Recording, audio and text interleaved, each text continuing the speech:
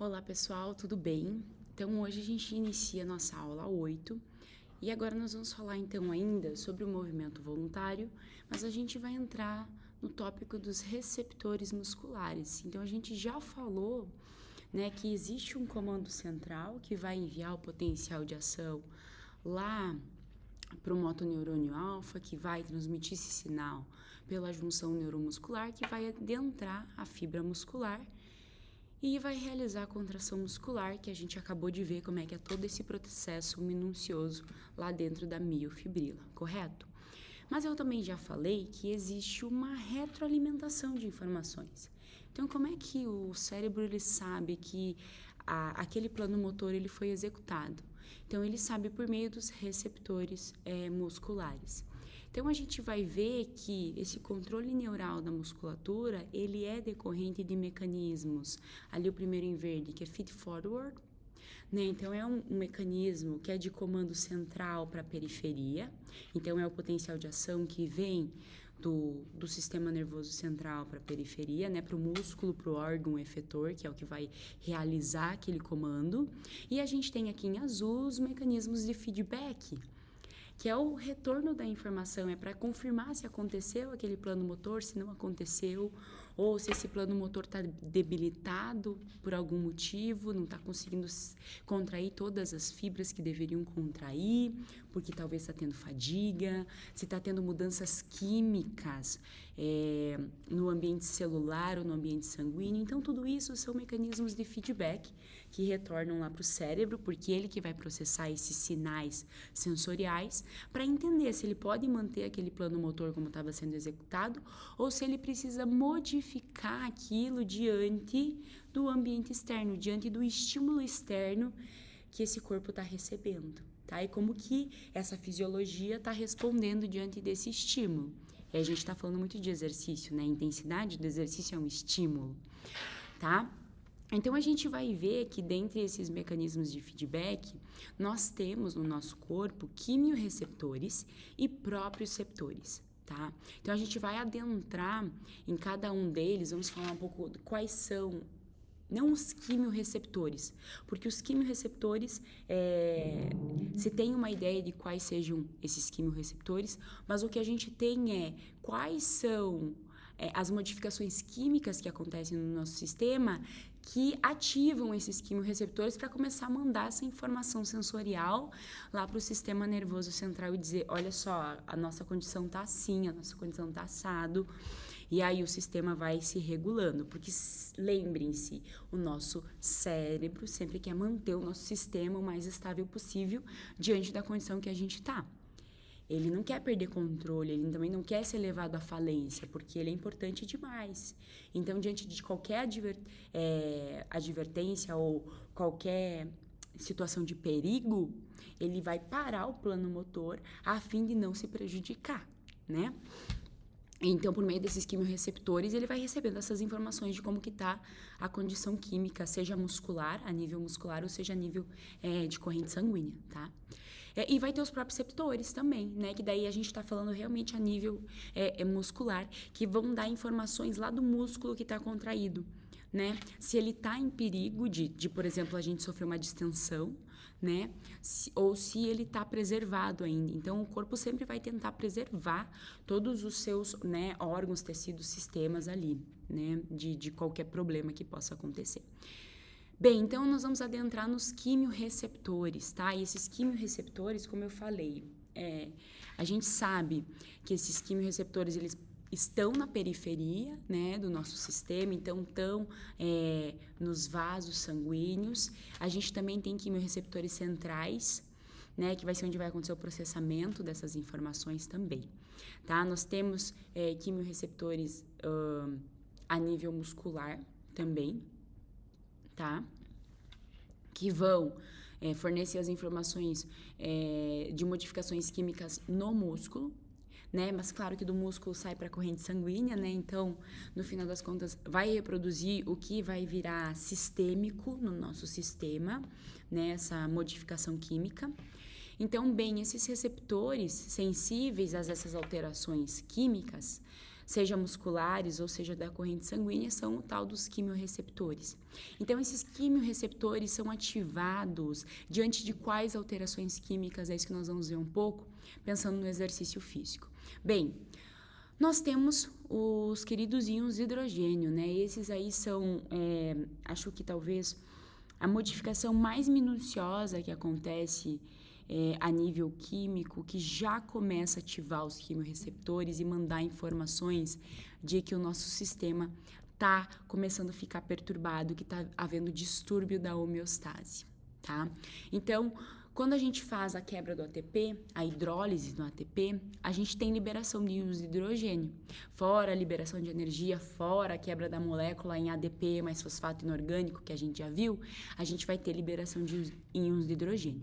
Então, quanto mais quebra de ATP para manter a intensidade do exercício, para manter com que a miosina se conecte lá na quitina e realize a tração, né, o deslizamento, lembra lá onde é que está a molécula de ATP, né? A gente vai ter que ter liberação, de íons de hidrogênio. Quanto mais intenso for o exercício que for requerindo mais ATP, mais quebra, ou quanto maior a duração do exercício numa intensidade mais moderada, que também exige de muita produção de ATP, quebra de ATP para contração muscular, vai ter mais íons de hidrogênio circulando, vai começar a ter acúmulo de hidrogênio, tá? De íons de hidrogênio. Esse acúmulo de íons de hidrogênio causa o quê? Causa redução no pH, seja a nível muscular, seja a nível de corrente sanguínea. Vai começar a reduzir o pH, ou seja, nosso pH vai começar a ficar ácido, e o pH ácido não é uma boa condição, correto? Obviamente que não vai chegar a uma acidose aí não vai ficar tão ácido, porque senão levava à falência mesmo. O nosso cérebro vai parar a gente antes de chegar nessa condição. Porque esses quimiorreceptores já captaram essas informações de que o nosso meio muscular ou nossa corrente sanguínea está ficando muito ácida, porque o pH está muito reduzido, tá?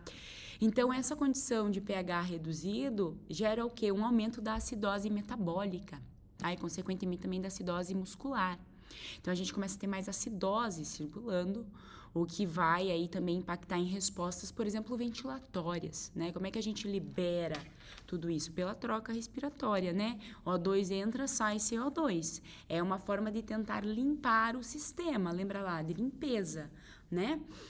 Para conseguir manter ele estável. A partir do momento que está tendo muito acúmulo de íons de hidrogênio, está ficando muito ácido, está tendo acidose metabólica, a gente começa a hiperventilar na tentativa de mandar mais CO2 para fora, tentar limpar mais esse sistema, mas não consegue. Provavelmente logo nós vamos fadigar e o movimento vai ser interrompido, tá?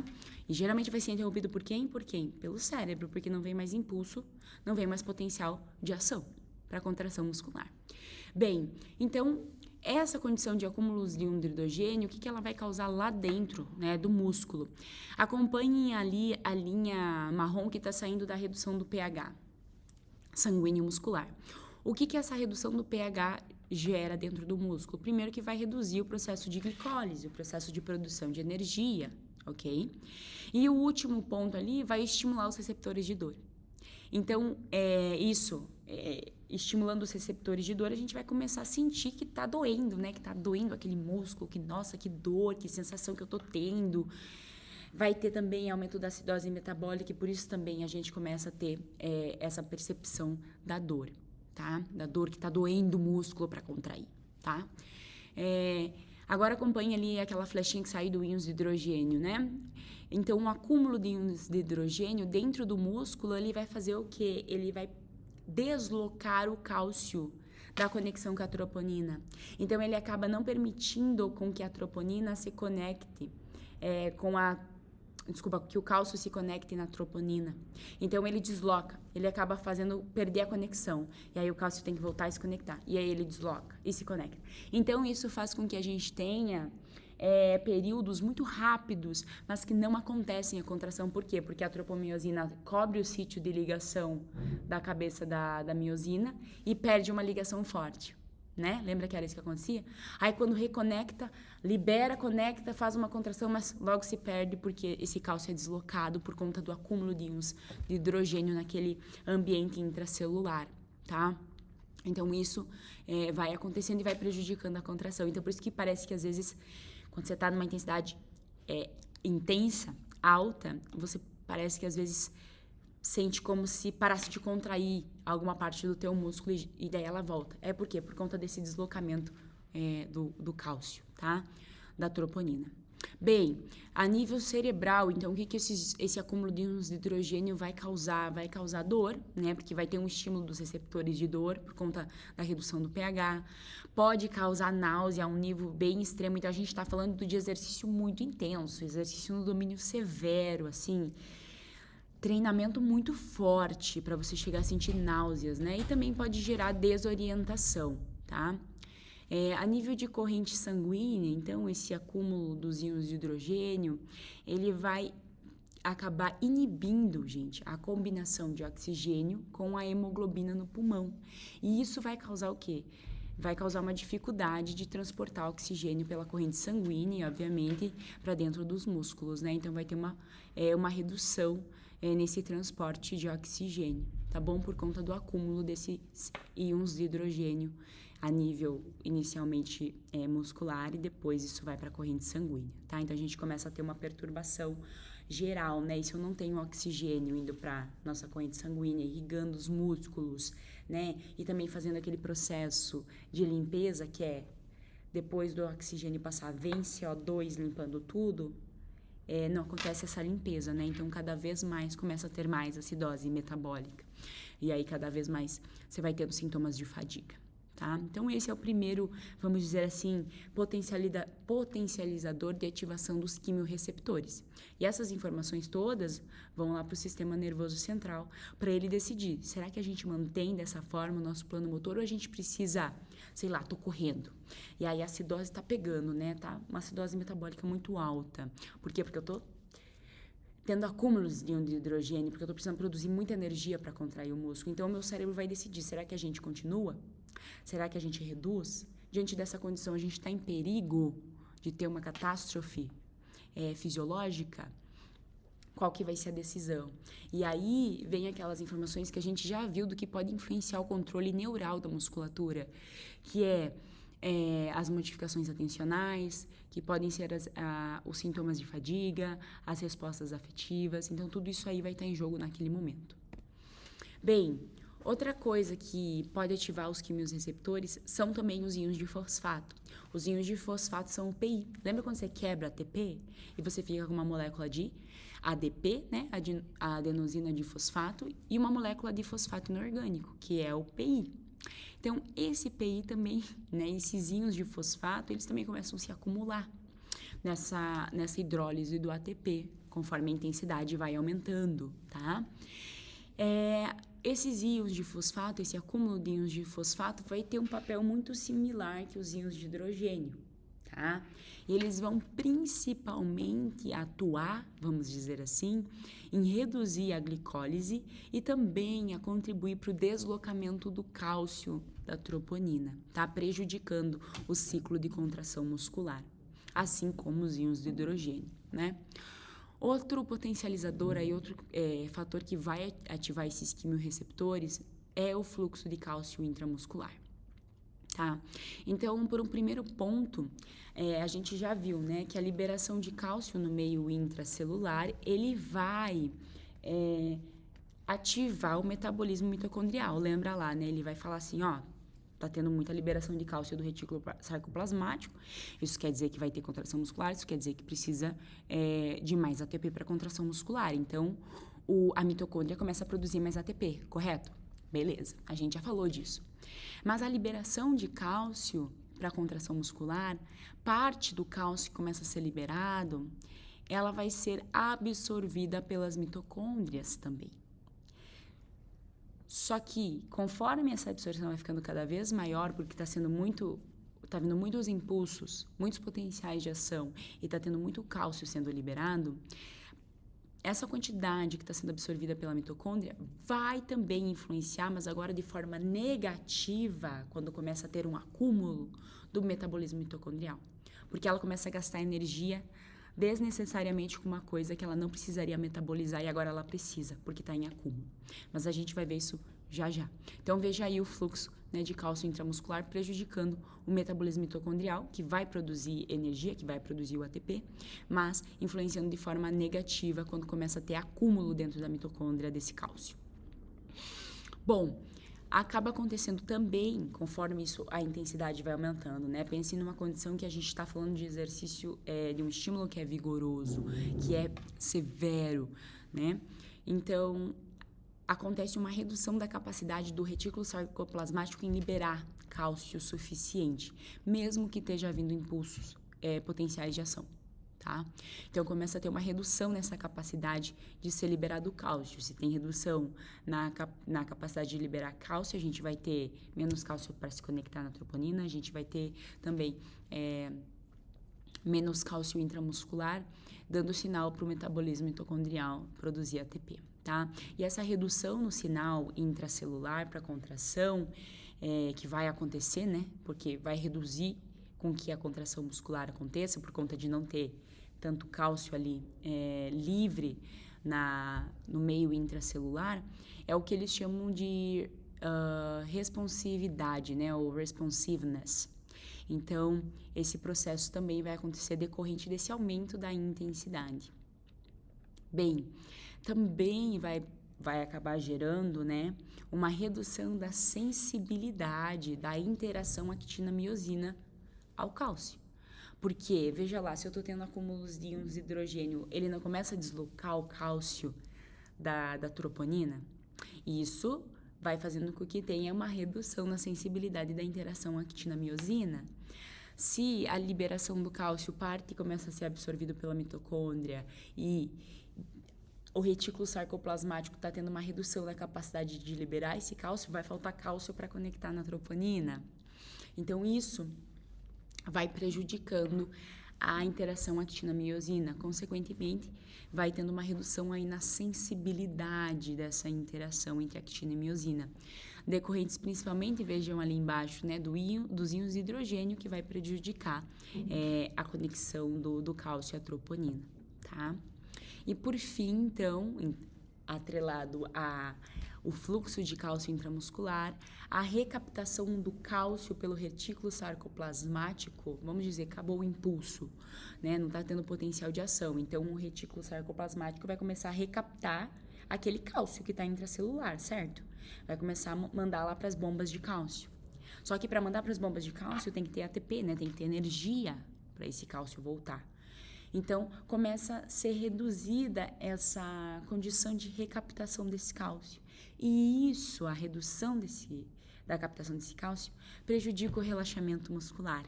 Então, dificulta aí também o processo de recuperação, tá?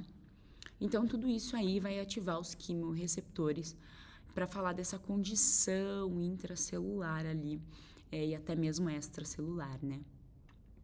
Bem, tocando no assunto do metabolismo mitocondrial, que a gente falou que o fluxo de cálcio intramuscular, ele vai influenciar, no tocante do metabolismo mitocondrial, esse acúmulo ou melhor, esse aumento da absorção de cálcio pelas mitocôndrias, vai ter que fazer com que ela metabolize isso, né? Com que ela se livre desse cálcio que está sendo acumulado, que não vai servir para nada para ela. Então, essa eliminação de cálcio pelas mitocôndrias vai exigir energia, porque tudo para ser metabolizado exige energia, né? E isso vai fazer com que ela tenha que consumir mais oxigênio para metabolizar. E isso acaba esgotando o potencial energético da mitocôndria em fosforilar ADP para ATP. Consequentemente, ela não consegue mais produzir tantas moléculas de ATP que vai ser enviada lá para a miosina para gerar contração muscular. Então, percebam como o cenário, conforme a intensidade ela vai progredindo, vai ficando um cenário cabuloso, né? Um cenário de catástrofe fisiológica mesmo, se o plano motor continua seguindo e querendo manter aquela mesma intensidade, né? Porque todas as funções, elas vão ficando prejudicadas. Bem, outro quimiorreceptor não, né? Outro fator que ativa esse quimiorreceptor, é isso que a gente tem que lembrar, é o oxigênio. Principalmente em relação ao seu estoque e à circulação desse oxigênio disponível para os músculos, não só para o músculo esquelético, mas também para os outros tecidos musculares do corpo, né? E essa relação entre troca de O2 e CO2, né? Que faz essa limpeza do nosso sistema. Então, se vocês observarem nessa imagem, né, a gente está mostrando lá um exemplo de uma moça correndo, mas todos os nossos sistemas, eles vão estar em harmonia para que a pessoa possa correr, né? O exercício da corrida é o exercício que exige uma integração de todos os nossos sistemas de forma muito excepcional, né? E muito bem comandada, então, por esse cérebro. Então, percebam, né? A gente vai ter uma atividade neural periférica e central aumentado, uma ventilação aumentada, um metabolismo de contração e relaxamento também aumentado. Vai ter que ter uma regulação das substâncias, dos nutrientes na corrente sanguínea para manter, né, o funcionamento de todo esse sistema em perfeita harmonia para que o exercício consiga ser executado. Então, diante disso, aumentando a ventilação, eu vou ter mais captação de oxigênio, consequente mais liberação de CO2. Então, isso vai aumentar aqui, ó, o metabolismo. Percebam na segunda linha aqui, né? De baixo para cima. Vai ter um aumento do metabolismo de consumo de oxigênio, na verdade, o metabolismo de oxigênio, e vai aumentar também a demanda de nutrientes, né? Vai ter um aumento da produção do metabolismo de CO2, porque quanto mais CO2 está entrando, mais CO2 vai sair, porque se eu estou demandando de mais oxigênio, é porque eu preciso conduzir mais oxigênio e preciso limpar mais esse sistema, né? E aí a gente também tem um metabolismo ali de produção de calor que vai ser aumentado, porque eu vou precisar suar, né? Bem, a gente vai ter lá, sobe o terceiro quadrante ali, né? A questão do fluxo sanguíneo também aumentado e uma condução vascular e tecidual e também de órgãos maior, tá? Então, tudo isso vai impactar o que tem lá no primeiro quadrante, que é o consumo de oxigênio e o suprimento de nutrientes, a remoção de CO2, que vai auxiliar a limpeza do nosso sistema, e a remoção de calor também, que vai ajudar a refrigerar esse centro regulador e permitir a realização do exercício físico, né? Então, isso tudo vai sendo feito para tentar deixar com que o nosso sistema tenha ajustes funcionais e homeostáticos, né? Para manter aquela homeostase metabólica ou a maior estabilidade possível metabólica. E quando isso acaba não acontecendo, a gente começa a ter aí problemas, distúrbios na realização daquele exercício físico, até o momento que ou a gente tem realmente um que eles chamam de hitting the wall, que a gente entra num processo de catástrofe fisiológica e aí a gente simplesmente desmaia, cai, não consegue mais continuar o exercício, ou a gente para a tempo e aí escuta o nosso corpo, para a tempo e ou reduz a intensidade ou cessa o exercício naquele momento. Bem, então esses quimiorreceptores, eles vão mandar essas informações aí de alterações químicas no nosso sistema lá para o cérebro, e o cérebro vai interpretar isso como qual é a taxa metabólica muscular, o quanto que para executar esse plano motor está exigindo do nosso músculo. E aí, então, essas informações, elas vão regular as respostas cardiovasculares, as respostas pulmonares e as respostas motoras. Então, é por meio disso também que o nosso cérebro ele vai refinando, ele vai filtrando como que vai ser o plano motor lá pelas regiões subcorticais e depois afins às corticais. Bom, aqui então só pra gente exemplificar melhor isso, né? Então vejam, o cara tá pedalando no balãozinho azul lá, começando pelo de cima. Se ele tem uma demanda de energia similar ao que está sendo consumido, né? Está sendo similar, e isso mantém o quê? A homeostase do nosso cérebro, nosso funcionamento cerebral, então o controle neural dos músculos permanece intacto, né? A função ventilatória, né? O metabolismo cardiovascular também, e tem uma homeostase celular. Tá? Então isso vai permitir o quê? Com que o nosso cérebro continue mandando impulsos eferentes de controle central, vai ter um aumento de ventilação, vai ter um aumento de consumo de oxigênio, vai ter um aumento de frequência cardíaca decorrente também, né, dessa exigência motora. A partir do momento, vamos para o balãozinho vermelho aqui, que acontece o exercício está ficando muito extenuante, seja porque o ambiente externo está causando um aumento na intensidade, porque está ficando calor, por exemplo, lá com o sol, ou porque eu estou ficando desidratado, ou porque eu estou aumentando demais a intensidade, essa demanda energética do nosso metabolismo diminui e a demanda do exercício, do suprimento energético aumenta, isso vai gerar um distúrbio do metabolismo músculo-esquelético, né? Então, nas funções contráteis, porque a gente vai ter agora aquelas modificações químicas no meio intracelular, na corrente sanguínea acontecendo, que vai gerar todos esses distúrbios, e vai ter também um distúrbio na homeostase, e isso vai o quê?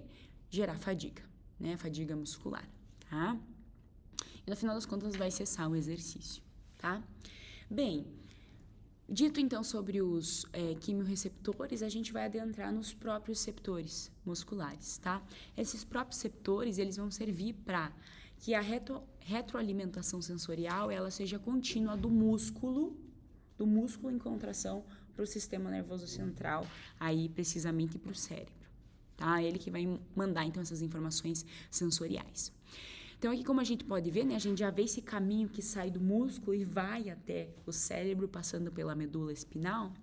E, basicamente, quais são esses proprioceptores musculares, né? Um deles, ele vai servir para passar as informações referentes à tensão que está sendo desenvolvida pelo aquele músculo em relação à contração muscular, tá? E o outro vai fazer a avaliação do comprimento muscular, tá?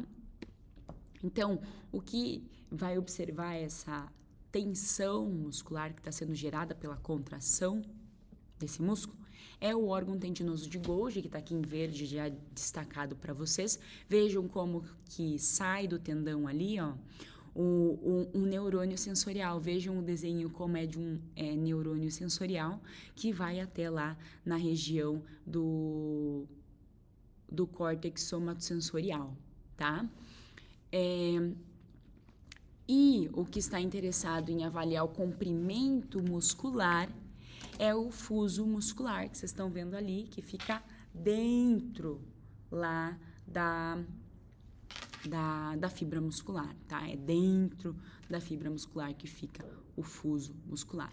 E dali também sai um neurônio sensorial que vai, obviamente, né, captar essas informações. Então, a gente vai entrar aqui primeiro no fuso muscular. O que é esse fuso muscular? Bom, o fuso muscular, olha aí, nós temos então no primeiro balãozinho destacando essa fibra muscular, que a gente já entendeu que ela também se chama fibra extrafusal, ok? Que está fora do fuso. E elas são inervadas, as fibras musculares, pelo motoneurônio alfa, ok? Que são neurônios de grande calibre e vão gerar contração muscular diretamente lá do potencial de ação que a gente já viu, ok? O fuso muscular, ele fica dentro da fibra muscular, E essas fibras, elas são as fibras intrafusais, porque estão dentro do fuso. Tá? Elas são células musculares bem finas, olhem ali como tem uma diferença, né, no calibre delas, tá? E elas são envoltas por cápsulas de tecido conjuntivo, que fica dentro do músculo, então elas ficam protegidas também, como vocês podem ver ali, tá? Essas fibras intrafusais, a gente já tinha visto isso quando a gente falou de reflexos, lembra lá? Elas vão ser inervadas pelos motoneurônios gama, tá? Então, se vocês verem ali, ó, efetores motores gama, a corzinha vermelha, tá inervando essas fibras intrafusais. E esses motoneurônios gama são os que estimulam essas fibras a se contrair de forma simultânea com as extrafusais, as que estão sendo estimuladas pelo motoneurônio alfa, a fim de manter o comprimento desse fuso muscular similar com o da fibra muscular, tá? A fim de manter o mais equilibrado possível, sem desequilíbrios, né? Bem, essas fibras intrafusais, elas vão ter o que a gente fala aí de aferentes sensoriais, tem que ter um retorno sensorial, né? E como vocês podem ver, nesse caso ela tem dois terminais sensoriais, né, que vão ter funções um tanto quanto diferentes. Então, o primeiro ali, ó, terminação aferente primária, ela vai ser destinada para o quê? Para responder às alterações dinâmicas do comprimento muscular. Então, essas fibras, elas conseguem ter essa dimensão da dinâmica do comprimento muscular em relação ao fuso e à fibra, tá? E o último lá do lado direito, que é o secundário, que é o ramo secundário, ele vai estar o quê? Continuamente, ele vai ser o cara que continuamente vai fornecer informações do comprimento estático desse fuso muscular, tá? Dessas fibras intrafusais. Então, nós temos dois mecanismos aí de envio de informação. E que se vocês verem, ó, esses aferentes sensoriais são o que está em linha de cor azul. Percebam que o primário, ele faz como se fosse um círculo, né? Ali ele faz uma espiral ali no fuso muscular, né, nas fibras intrafusais, que vai responder essa dinâmica do comprimento. Já o secundário, que vai fornecer informações do comprimento estático, ele só se inerva. Então, percebam essas diferenças também, tá? Bem, então, qual que é a função básica do fuso muscular? É responder, e ó, a gente vê uma imagem muito similar, ó, olha as fibras e dentro das fibras esse fuso muscular. Essas fibras intrafusais, né? Responder, então, a função principal à distensão do músculo iniciado em uma contração muscular. Então, tá contraindo as fibras musculares, ele vai responder de forma a reduzir a distensão que acontece no fuso. Ele vai, para não gerar aquela... Sabe quando a gente contrai uma coisa de forma involuntária e ela vai perdendo tônus? É para evitar isso, essa distensão. Então, ela também se contrai. Por isso que o motoneurônio gama envia informação de contração ao mesmo tempo. E isso é o que vai alimentando os neurônios sensoriais com informações do comprimento muscular, né? E também da função estática, como a gente viu. Então, essa função básica em responder essa distensão nada mais é do que o reflexo de estiramento, que a gente havia visto já anteriormente. Então, essa resposta que é de reflexo em relação a esses estímulos que estão acontecendo. E o nosso sistema nervoso central vai respondendo a essas informações sensoriais, tá? Bem, então esse reflexo de estiramento, ele vai resultar em algum momento em uma supercompensação, ou seja, ele vai exigir que mais unidades motoras sejam recrutadas. Então, que mais fibras musculares elas sejam recrutadas, tá? E isso vai permitir o quê? Uma regulação do movimento e da postura, né, do indivíduo, e vai fornecer, né, informações para que sejam feitas alterações no comprimento muscular a nível do sistema nervoso central, porque aí o sistema nervoso central muda o plano de ação, o plano motor, e vai mudar então esse recrutamento, essa condição de comprimento muscular, tá? E o nosso próximo proprioceptor é o órgão tendinoso de Golgi, que a gente havia visto, né? Então, o órgão tendinoso de Golgi, deixa eu mudar aqui para mostrar para vocês, vejam aqui no azul primeiro, né? Ele fica nessa região onde é o tendão do músculo, né? Onde é a parte de tecido conjuntivo, né, do músculo, e que vai se inserir lá no osso, tá? Então, se vocês observarem, tem uma junção músculo-tendinha, né, como está apontado aqui, que é essa interação tendão e músculo, né? Então, se a gente for olhar dentro desse tendão, nessa cápsula, a gente vai ter fibras sensoriais. Aqui, olha lá o vermelho, fibras sensoriais. Essas fibras sensoriais que estão ali dentro, se vocês observarem aqui onde está azul, ó, essa fibra sensorial se conecta lá na medula espinal. Olha lá, ela vai até lá. Ela é informação aferente em relação à tensão do músculo, tá? Então, essa fibra sensorial, ela continuamente fica monitorando a tensão que está sendo gerada, né? Por quem? Pelo motoneurônio alfa. Olha lá o vermelhinho que vem lá da medula espinal. É o motoneurônio alfa que está mandando sinal, potencial de ação para acontecer. Então, esse órgão tendinoso de Golgi fica vendo a tensão que está sendo gerada nessas contrações musculares ou também nos alongamentos musculares, né? E continuamente, então, fica passando essa informação lá para a medula espinal, porque se essa tensão está sendo muito maior do que, às vezes, esse tendão consegue aguentar, ou esse músculo consegue aguentar, ou sei lá, a região do osso ali também permite, vai ter problema. Então, ele começa, a gente vai ver depois, inibir o motoneurônio alfa para tentar relaxar aquele músculo. Bem, como disse, então, essa fibra sensorial manda essas informações a fim de impedir a geração de força excessiva durante a contração ou alongamento muscular, para tentar preservar essa estrutura muscular, tá? Então, se a gente for observar o processo como aconteceria, então essas informações estão saindo pelo neurônio sensorial do órgão tendinoso de Golgi, vão lá para a medula espinal, olha lá, vão lá para a medula espinal, vai ter o interneurônio inibitório ali, o interneurônio que vai passar essa informação que está vindo do neurônio sensorial, né?